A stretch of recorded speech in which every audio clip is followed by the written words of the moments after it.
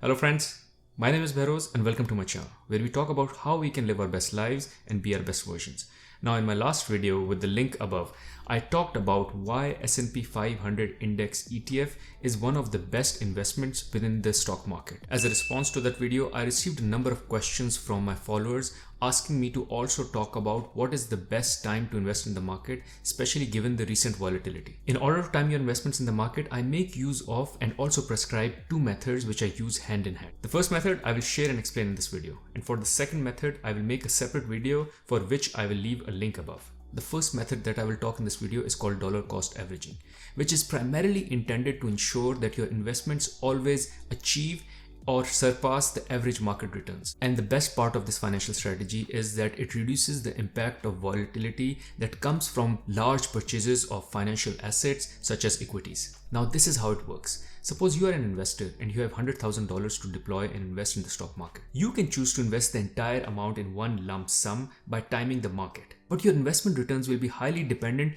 on the level at which the market is at the point in time you make that particular investment. Because there is a timing risk involved here, which comes into play every time the market takes a cyclical dip of more than 10%, which frankly is a very normal occurrence once every other year. Now making all my $100,000 worth of investment in one go just before the market takes a 10% dip is something that I won't be psychologically able to digest and would surely have a serious nervous breakdown. And by the way, this dip could be even bigger than the 10% as we've seen in the financial crisis of 2009 or during the COVID. Another option is that you wait for the market to dip completely and reach a bottom. The issue with that is no one knows when and if that will happen. You might keep waiting and miss some good gains in the market and dividend income that comes consequently. And when and if a significant dip comes along, it will be very difficult to say whether the market has reached its bottom or there is more dip to come after this. Because let's say if I enter the market and invest all my wealth in that dip, but the market continues to fall and drop further from that dip, that would be something again that would be psychologically impossible for me to digest. Alternatively, we can use the dollar cost averaging method, which is my recommended approach in order to minimize the market timing risk. According to this approach, you can deploy your $100,000 in equal amounts over a period of time in the market. For example, you can invest $1,667 every month, which is $20,000 every year for a period of 5 years, and it will add up to $100,000 invested over a period of 5 years at different point in time. In this way, you will be buying in the market when the market is going up and enjoy the gains from a bull market along with the dividend income, while also get a chance to buy into the dip when it happens. As a result, you will average out the cost price of your investment. Mathematically speaking, this method is more weighted towards the dip because you can buy more shares when the market is dipping with the same number of dollars. As a result, dollar cost averaging can significantly reduce the total average cost per share of your investment, giving investors a lower overall cost for the shares purchased over time, hence allowing for higher gains once the market is recovering. Dollar cost averaging method seeks to reduce risk of incurring a substantial loss by investing your entire lump sum of money just prior to a market fall. Now this method may not be the most profitable way to invest a large sum of money. That is to say that you will not be able to significantly outperform the market. However, surely you will minimize the downside risk.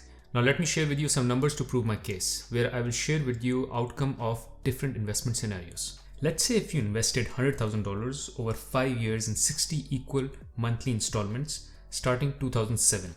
That is prior to the start of financial crisis. By end of year 2021, which is in 14 years from the first investment that you've made, you would have made 3.6 times of your initial investment. That is approximately $360,000 for an investment of $100,000. But at the same time, your investment would run a maximum downside risk of 17.7%. That is to assume you were to sell all your investments when the market was lowest during this period, which is during the financial crisis. However, in case you invested all your money in lump sum at start of 2007, you would only make a multiple of 3 times, but run a downside risk of 48.6%.